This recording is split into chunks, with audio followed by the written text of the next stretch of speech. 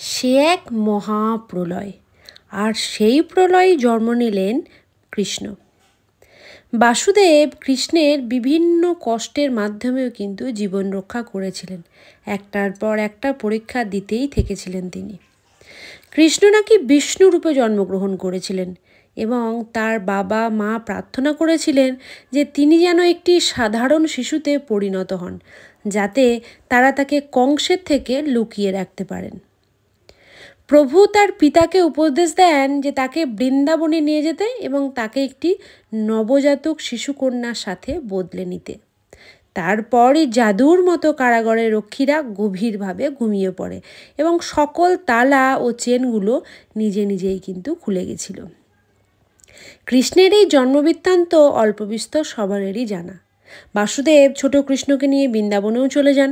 যখন তিনি যমুনা নদীর কাছে আসেন তখন বিশাল বন্যা। বাসুদেব তখনও নদী পেরোতে চেষ্টা করেছিলেন, কৃষ্ণকে তার মাথার উপরে রেখে।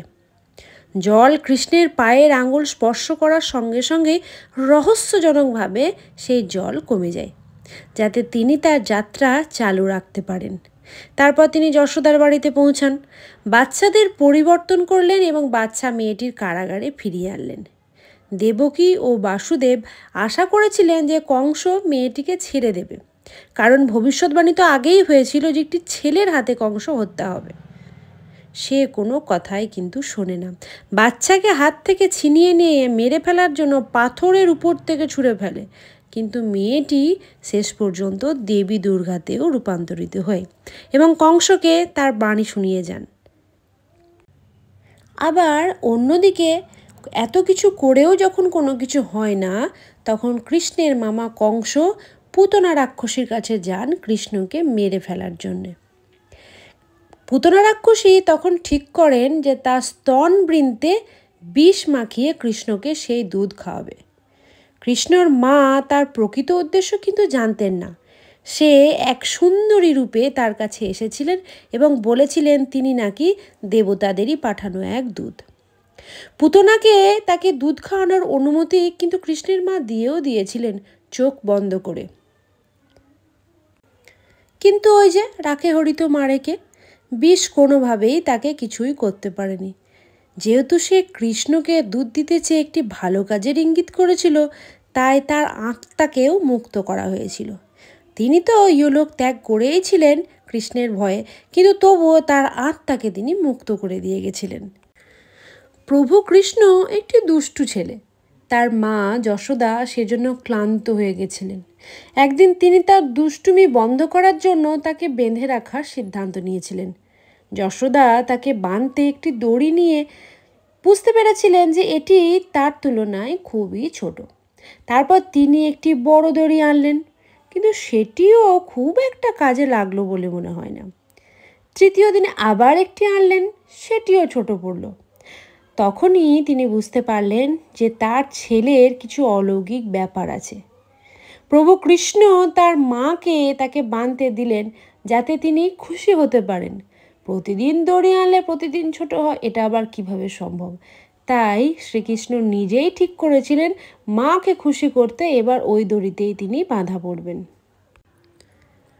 কৃষ্ণ তার বড় ভাই বলরাম বাগানে ফল ও বেরি সংগ্রহ করছিলেন। যেহেতু কৃষ্ণ তখনও বাচ্চা ছিলেন, তাই তিনি গাছগুলো ছুঁতেই পারছিলেন না।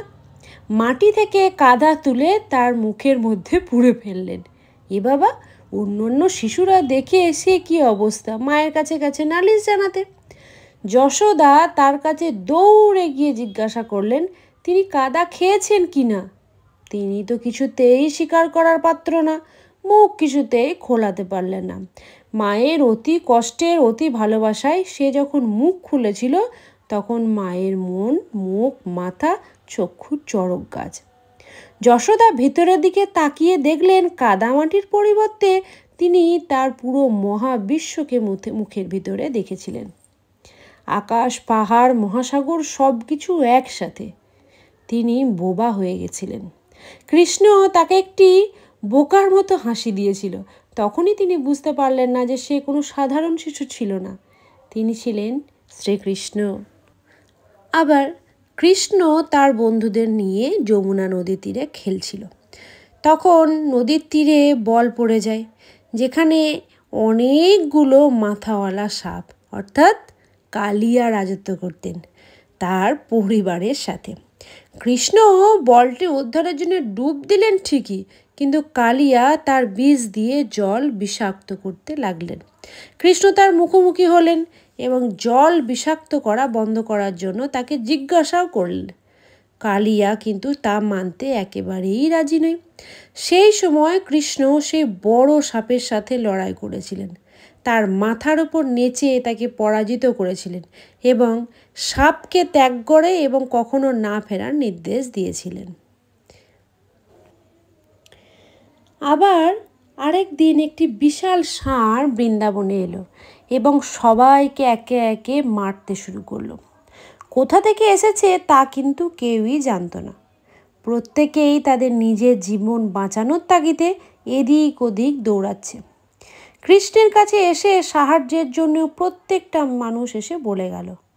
যখন কৃষ্ণ ষাঁড়ের মুখোমুখি হলেন, তিনি বুঝতে পারলেন যে এটি আসলেই একটা দৈত্য ছিল, কিন্তু ক্ষমতাশালী। তিনি ষাঁড়টির সাথে মোকাবেলা করবেন এবং তার শিং ভেঙে দেবেন, এটাই তো আমাদের জানার কথা। সেই মতো কৃষ্ণ যুদ্ধ শুরুও করেছিল, আবার যুদ্ধ শেষও হলো। দৈত্য ষাঁড়ের দেহ ত্যাগ করে প্রভুর সামনে নত হলেন। সে তাকে বলল, হে ভগবান বৃহস্পতির শিষ্য ছিলেন এবং তাকে একজন দৈত্য ষাঁড় হতে অভিশাপ দেওয়া হয়েছিল, কারণ সে তার শিক্ষককে সম্মান করত না।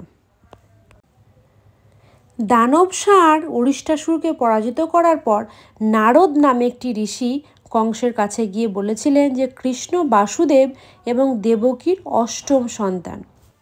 এইরকমই সুন্দর সুন্দর ঐতিহাসিক গল্প শুনতে কিন্তু অবশ্যই আমার পেজ রিয়াজ লাইফস্টাইলটা অবশ্যই সাবস্ক্রাইব করে রাখো।